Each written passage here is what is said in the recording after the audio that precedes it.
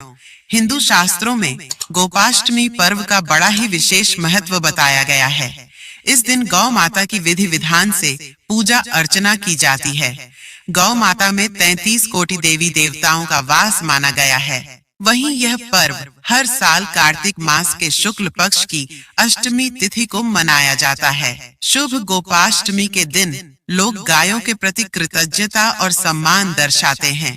मान्यता है कि गाय में 33 कोटि देवी देवताओं का वास होता है। इनकी आराधना से जीवन में नवग्रहों के दोष दूर होते हैं, धन संकट की समस्या खत्म होती है। श्री कृष्ण को गौ माता अति प्रिय है। ऐसे में अगर आप मुरलीधर की विशेष कृपा चाहते हैं तो इस शुभ दिन पर गौ माता को हरा चारा खिलाएं और उनकी विधिवत पूजा करें। साथ ही नंदिनी अर्थात गाय माता के 108 नामों का जाप करें, जो बेहद कल्याणकारी माने गए हैं।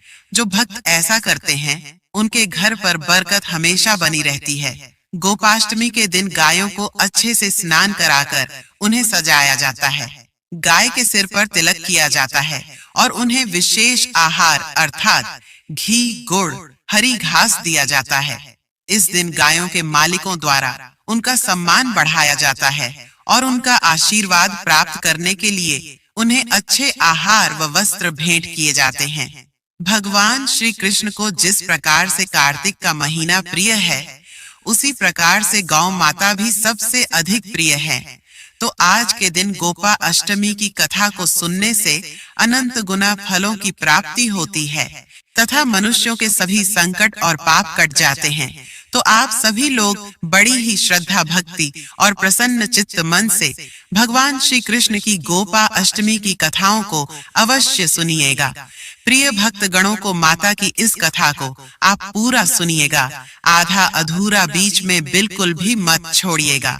किसी भी व्रत कथा को बीच में नहीं छोड़ा जाता है, अन्यथा इसका बुरा परिणाम आपको भुगतना पड़ सकता है। लेकिन वीडियो को शुरू करने से पहले आप सभी से हाथ जोड़कर निवेदन है कि वीडियो को लाइक करके हिंदू रिलीजियस टेल्स चैनल को सब्सक्राइब अवश्य कर दीजिए और हाँ, पास वाली बेल आइकन का बटन दबाना बिल्कुल भी ना भूले। भगवान पोगंड अवस्था में प्रवेश करते हैं। भगवान की आयु है 5 से 6 वर्ष की। भगवान अपने पलंग पर सोए हैं। मैया चांदी के कटोरे में अधोटा लेकर आई हैं, लेकिन भगवान ने पीने से मना कर दिया। भगवान बोले कि हम बड़े हो गए हैं, अब हम गौचारण के लिए जाएंगे। मैया बोली, ये बात तुझे करनी है तो अपने पिता कर करियो। अब रात हो गई है, तू ये बात अपने पिता से सुबह करियो। जैसी वो आज्ञा देंगे वैसा हम प्रबंध करवा देंगे। तो मैया ने लाला को जैसे तैसे समझाया और अधोटा पिलाया और सुलाया। प्रातः काल भगवान सोकर उठे, माँ को प्रणाम किया और नंद बाबा के पास गए और भगवान बोले, बाबा बाबा, अब हम बड़े हो गए हैं, अब हमें बछड़ा चराना अच्छो नहीं लगे हैं, हम गैया चराएंगे। नंद बाबा बोले कि ऐसे थोड़ी ही जाओगे, पहले पंडित जी को बुलाएंगे और मुहूर्त निकलवाएंगे। लाला बोले कि ठीक है, मैं अभी पंडित जी को बुलाकर आ जाता हूँ। भगवान पुरोहित जी के पास पहुँचे हैं और बोले कि पुरोहित जी, आज मेरे बाबा के सामने आपको मेरे गौ चारण का मुहूर्त निकलना है। देखो, अगर आपने आज का मुहूर्त निकालो तो आपको लंबी छोड़ी दक्षिणा दिलवाऊंगा, और अगर आपने देरी की तो दक्षिणा के नाम ठन ठन पाल मदन गोपाल, फिर कुछ नहीं मिलेगा। पंडित जी बोले कि हमें तो अपनी दक्षिणा से मतलब है, तू जब का कहेगा हम तब का मुहूर्त निकल देंगे। भगवान पंडित जी के साथ नंद बाबा के पास पहुँचे और नंद बाबा ने प्रणाम किया, पंडित जी को आसन दिया और नंद बाबा बोले कि आप पंचांग खोल कर देखो, यदि 2 से 4 महीने में मेरे लाला का गौ चराने का अच्छा सा मुहूर्त निकले तो बता दो। पंडित जी ने पंचांग खोला तो कभी सर पर हाथ रखते हैं, कभी उंगलियों पर हिसाब गिनते हैं। 10 से 20 मिनट निकले। नंद बाबा बोली, पृथ्वी पर आने की तब त्याग कर नहीं होती है। यह मांस का शरीर न भी रहे, परंतु गौ रक्षा से मेरा यश शरीर सुरक्षित रहेगा।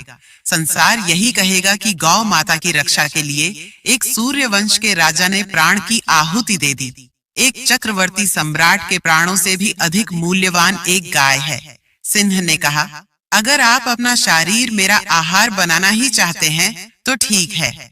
सिंह के स्वीकृति दे देने पर राजर्षि दिलीप ने शास्त्रों को फेंक दिया और उसके आगे अपना शरीर मांस पिंड की तरह खाने के लिए डाल दिया और वे जाके सिर झुकाए आक्रमण की प्रतीक्षा करने लगे। तभी आकाश से विद्याधर उन पर पुष्प वृष्टि करने लगे। उत्तिष्ठ वत्स्यत्यमृतायमानम वचः निशम्य। नंदिनी ने कहा, हे पुत्र उठो। यह मधुर दिव्य वाणी सुनकर राजा को महान आश्चर्य हुआ और उन्होंने वात्सल्यमयी जननी की तरह अपने स्तनों से दूध बहाती हुई नंदिनी गौ को देखा, किंतु सिंह दिखलाई नहीं दिया। आश्चर्यचकित दिलीप से नंदिनी ने कहा, हे सत्युरुष, तुम्हारी परीक्षा लेने के लिए मैंने ही माया स्वसिंह की सृष्टि की थी। महर्षि वशिष्ठ के प्रभाव से यमराज भी मुझ पर प्रहार नहीं कर सकता, तो अन्य सिंह सिंहादि की क्या शक्ति है। मैं तुम्हारी गुरु भक्ति से और मेरे प्रति प्रदर्शित दया भाव से अत्यंत प्रसन्न हूँ। वर मांगो। तुम मुझे दूध देने वाली मामूली गाय मत समझो, अपितु संपूर्ण कामनाएं पूरी करने वाली कामधेनु जानो। राजा ने दोनों हाथ जोड़कर वंश चलाने वाले अनंत कीर्ति पुत्र की याचना की। नंदिनी ने तथास्तु कहा। उन्होंने कहा, राजन, मैं आपकी गौ भक्ति से अत्यधिक प्रसन्न हूँ। मेरे स्तनों से दूध निकल रहा है, उसे पत्ते के दोने में दुहकर पी लेने की आज्ञा गौ माता ने दी और कहा, तुम्हें अत्यंत प्रतापी पुत्र की प्राप्ति होगी। राजा ने निवेदन किया, माँ, बछड़े के पीने तथा होमादि अनुष्ठान के बाद बचे हुए ही तुम्हारे दूध को मैं पी सकता हूँ। दूध पर पहला अधिकार बछड़े का है और द्वितीय अधिकार गुरुजी का है। भक्त्या गुरो मयि अनुकंपया च प्रीतास्मिते पुत्र वरम वृणीष्व न केवलानाम पयसाम प्रसूतिम वेहिमाम कामधुघाम प्रसन्नाम। राजा के धैर्य ने नंदिनी के हृदय को जीत लिया। वह प्रसन्न मना कामधेनु राजा के आगे आगे आश्रम को लौट आई। राजा ने बछड़े के पीने तथा अग्निहोत्र से बचे दूध का महर्षि की आज्ञा पाकर पान किया। फलत वे रघु जैसे महान यशस्वी पुत्र से पुत्रवान हुए और इसी वंश में गौ भक्ति के प्रताप से स्वयं भगवान श्री राम ने अवतार ग्रहण किया। महाराज दिलीप की गौ भक्ति तथा गौ सेवा सभी के लिए एक महानतम आदर्श बन गई। इसीलिए आज भी गौ भक्तों के परिगणना में महाराज दिलीप का नाम बड़े ही श्रद्धा भाव एवं आदर से सर्वप्रथम लिया जाता है। इस चरित्र से यह बात सिद्ध हो गई कि सप्तद्वीपवती पृथ्वी के चक्रवर्ती सम्राट से अधिक श्रेष्ठ एक गौ माता है। बोलिए गौ माता की जय। कृष्ण कन्हैया की जय। एक बार वरह कल्प में सुरभि देवी ने दूध देना बंद कर दिया। सब सारी सृष्टि में दूध का अभाव हो गया। तब सारे देवताओं ने ब्रह्मा जी से प्रार्थना की और समस्या का समाधान पूछा। तब उन्होंने देवराज इंद्र को सुरभि देवी की पूजा करने को कहा। इंद्र की प्रार्थना से प्रसन्न होकर देवी सुरभि ब्रह्मलोक में ही प्रकट हो गई और देवताओं को वर देकर वहीं से गोलक चली गई। इसके बाद सृष्टि में दूध की कमी नहीं रही। सुरभि देवी का यह चरित्र पढ़ने और सुनने से मनुष्य गोधन से संपन्न होगा। बोलिए गौ माता की जय। जय श्री राधे कृष्णा। प्रेम से बोलिए श्री कृष्ण कन्हैया लाल की जय। गौ माता की जय। नमस्कार प्रिय भक्तगणों। हिंदू शास्त्रों में गोपाष्टमी पर्व का बड़ा ही विशेष महत्व बताया गया है।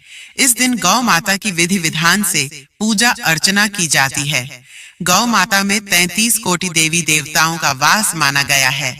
वहीं यह पर्व हर साल कार्तिक मास के शुक्ल पक्ष की अष्टमी तिथि को मनाया जाता है। शुभ गोपाष्टमी के दिन लोग गायों के प्रति कृतज्ञता और सम्मान दर्शाते हैं। मान्यता है कि गाय में 33 कोटि देवी देवताओं का वास होता है। इनकी आराधना से जीवन में नवग्रहों के दोष दूर होते हैं, धन संकट की समस्या खत्म होती है। श्री कृष्ण को गौ माता अति प्रिय है। ऐसे में अगर आप मुरलीधर की विशेष कृपा चाहते हैं तो इस शुभ दिन पर गौ माता को हरा चारा खिलाएं और उनकी विधिवत पूजा करें।